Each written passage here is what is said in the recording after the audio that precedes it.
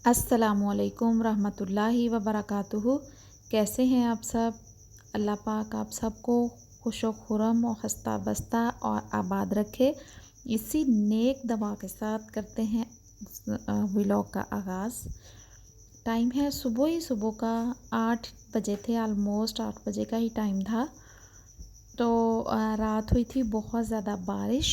कल की रात भी बारिश हुई थी और ये जो अब रात गुजरी है, इस रात तो शदीद गरज और चमक के साथ बारिश थी। ये मौसम के क्या हालात हैं वो तो आप देख ही रहे हैं। दिन में बारिश तो नहीं थी लेकिन सर्दी काफ़ी ज़्यादा हो चुकी थी। ये डॉगी देखें हमारा, ये भी बेचारा सर्दी से बचने के लिए जो है वो अपने तरफ से एक सेफ जगह पे आके बैठ गया है कि शायद वो सर्दी से बच सके। तो पर वो जो सर्दी का मौसम है उसने तो अपना माल दिखाना ही दिखाना है। अब सर्दियां स्टार्ट होते ही बारिश का जो सिलसिला है वो शुरू हो गया है और साथ साथ पूरा दिन ही ठंडी हवा जो है वो चलती रही है। तो बच्चे, जैसा कि मैंने बताया था कि उनको काफ़ी दिनों से नज़ला ज़ुकाम बुखार बस यही सिलसिला चल रहा है। अभी भी आयशा अनाबिया दोनों जो हैं उनको उनकी तबीयत नहीं ठीक है। तो आप लोग भी उनके लिए बहुत सी दुआ कीजिएगा और आप सबका बहुत बहुत शुक्रिया मेरे चैनल को सपोर्ट करने के लिए और मेरे ब्लॉग्स को लाइक करने के लिए। ये बहुत प्यारे प्यारे जो फूल हैं, ये माशाल्लाह आप अपने रंग दिखा रहे हैं। और खाने में बनाने का मेरा मूड था आज गोभी, आलू गोभी बनाने के लिए। ये है कि एक दिन पहले से ही माइंड अगर सेट हो जाए कि हमने जो है सुबह ये बनाना है और वो चीज़ें जो हैं वो मंगवा के घर रख ली जाएं, और या ये सोच लिया जाए कि घर में क्या पड़ा है तो हम क्या है जो हम आसानी से मतलब अवेलेबल जो चीज़ें हैं वो हम उनसे अपना जो है खाना वो तैयार कर सकें।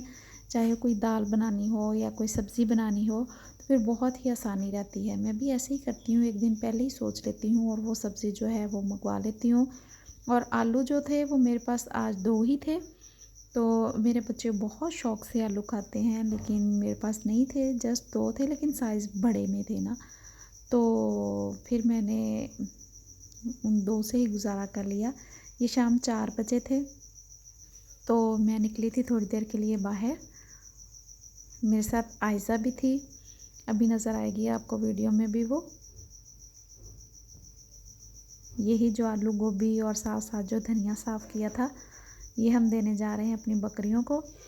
तो ये जो आगे रास्ता था ये बारिश की वजह से साफ़ नहीं था, तो इसीलिए मैं और आयशा जो थे वो हम आगे नहीं गए थे।